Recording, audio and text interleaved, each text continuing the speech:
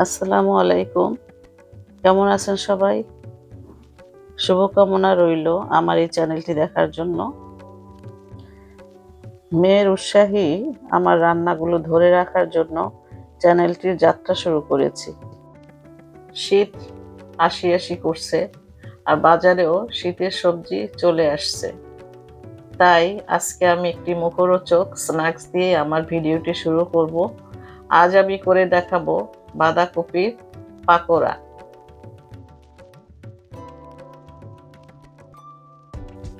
পাকোড়াটি তৈরি করতে আমার কি কি উপকরণ লাগছে আমি দেখিয়ে দিচ্ছি। এখানে আমি নিয়েছি 1.5 কাপ বাঁধাকপি কুচি,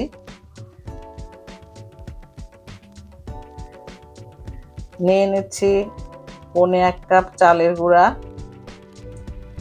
আমি চালের গুঁড়া দিয়ে পাকোড়াটা তৈরি করব। নিয়ে নিচ্ছি 1/2 কাপ পেঁয়াজ, একটা ডিম,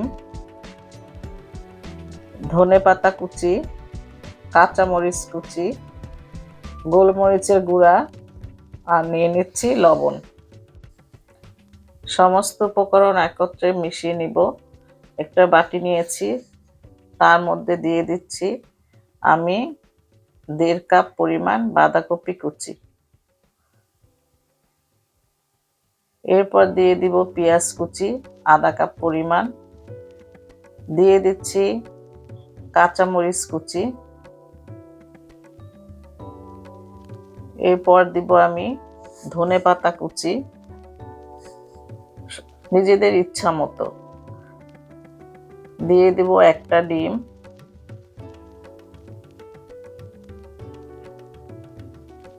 এরপর দিব 1/2 চা চামচ গোলমরিচের গুঁড়ো, আর দিয়ে দিব স্বাদ মতো লবণ, আর দিয়ে দিচ্ছি 1.25 কাপ পরিমাণ চালের গুঁড়া। চালের গুঁড়া কম বেশি লাগতে পারে, কারণ মাখানোর সময় যেন আঠালো হয়ে থাকে, কোনোভাবে পাতলা না হয়, তাহলে চুলায় দিলে ভেঙে যাবে। এবার আস্তে আস্তে করে সব উপকরণ একত্রে মিশিয়ে নিব। একটু চেপে চেপে মিশাবো যাতে বাঁধাকপিটা একটু নরম হয়ে আসে এবং পেঁয়াজটাও নরম হয়ে যায়, এবং বাঁধাকপির মধ্যে যে পানিটা থাকে সেটাও বের হয়ে আসবে। আরও একটু আমার চালের গুঁড়া লাগছে, সেটাও দিয়ে দিচ্ছি।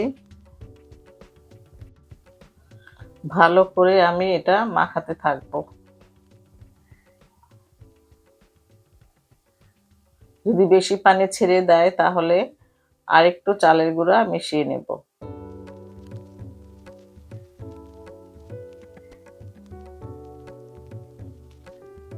এভাবে আঠালো একটা মিশ্রণ হবে।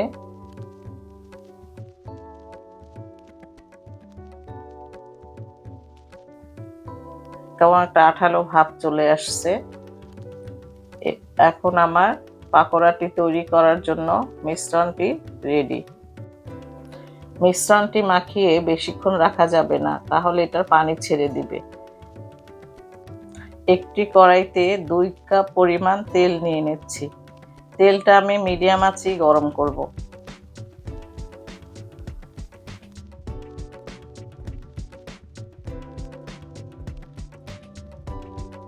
তেল আমার গরম হয়ে গেছে। তেলটা আমি বেশি গরম করব না, তাহলে পাকোড়া দেওয়ার সাথে সাথে পুড়ে যাবে।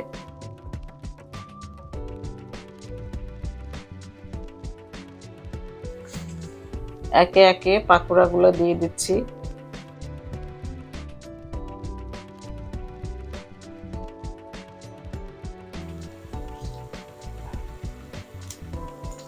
শীতের দিনে এই বাঁধাকপি পাকোড়া খেতে অনেক মজা। এটা আপনারা গরমের সময় করতে পারেন। তার জন্য এই সময়টাতে আপনি বাঁধাকপি ফ্রোজেন করে রাখবেন এবং সেটা সিজন ছাড়া এভাবে পাকোড়া করে খাবেন। আমার সবগুলো পাকোড়াই দেওয়া হয়ে গেছে। এখন আমি আস্তে আস্তে উল্টে দেব।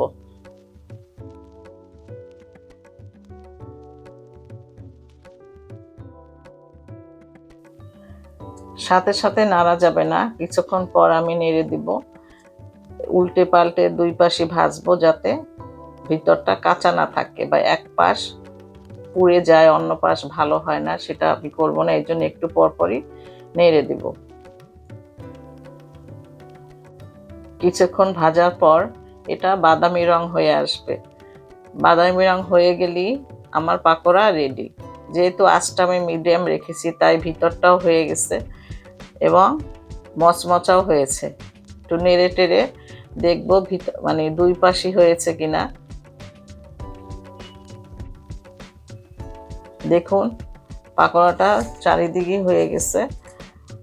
আপনার এবার একটু ভালো করে নেড়ে আমি তুলে নেব।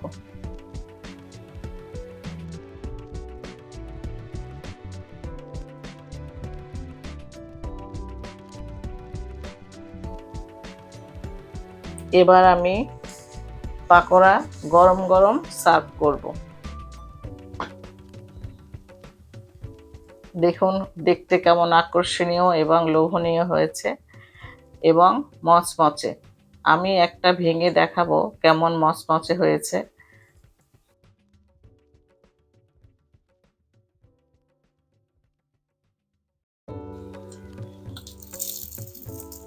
দেখুন কেমন মচমচে হয়েছে আর ভিতরটাও সিদ্ধ হয়ে গেছে এবং খেতে কিন্তু খুব মজা। আপনারা করে দেখবেন, খেতে দারুণ মজা। শীতের সময় বিকালে চায়ের সাথে এই বাঁধাকপির পাকোড়া খেতে অবশ্যই ভুলবেন না। আপনারা আমার রেসিপিটি চেষ্টা করবেন করতে।